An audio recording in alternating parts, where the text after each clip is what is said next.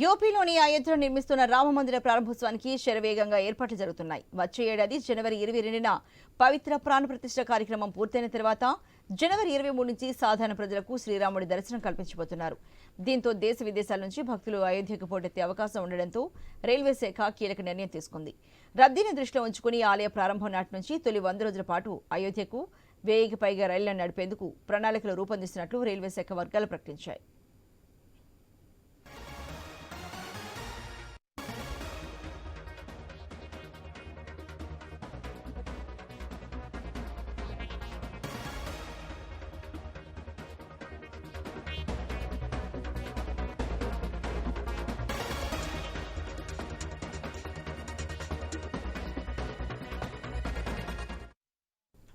మందిర ప్రారంభోత్సవానికి కొన్ని రోజుల ముందే అంటే వచ్చే ఏడాది జనవరి 19 నుంచి ఈ రైళ్లను నడపాలని రైల్వే శాఖ భావిస్తోంది.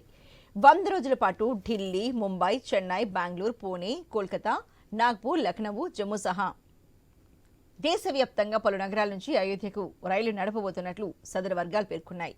డిమాండ్కు అనుగుణంగా ఈ సంఖ్య మరింత పెరగొచ్చని తెలుస్తోంది.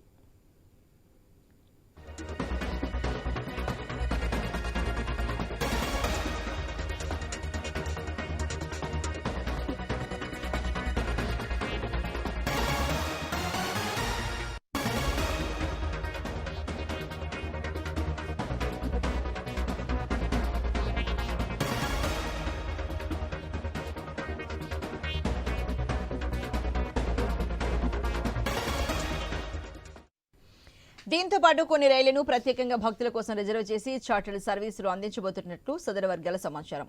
ఇక ఈ రైళ్లలో ప్రయాణించే భక్తులకు ఆహారం అందించేందుకు ఐఆర్సీటీసీ ప్రత్యేక ఏర్పాట్లు చేస్తున్నట్లు తెలుస్తోంది. మరోవైపు భక్తుల రద్దీని దృష్టిలో పెట్టుకుని అయోధ్యలోని రైల్వే స్టేషన్లో ఆధునీకరణ పనులు చేపడుతున్నారు.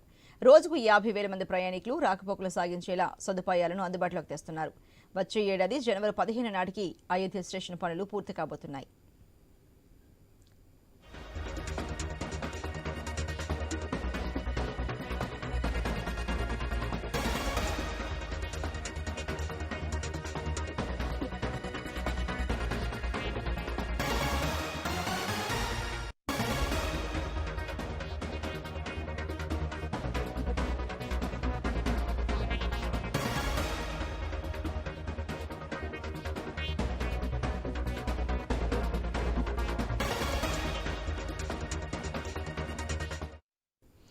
అయోధ్య రామమందిర ప్రారంభోత్సవానికి ముహూర్తం సమీపిస్తోంది. 2024 జనవరి 22న గర్భగుడిలో శ్రీరాముడి విగ్రహాన్ని ప్రతిష్ఠించబోతున్నారు.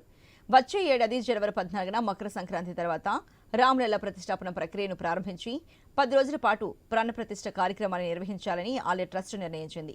ఈ ప్రాణప్రతిష్ఠ కార్యక్రమానికి ప్రధాని మోడీతో పాటు 4,000 మంది సాధువులు, 2,500 మంది ప్రముఖులు హాజరు కాబోతున్నారు.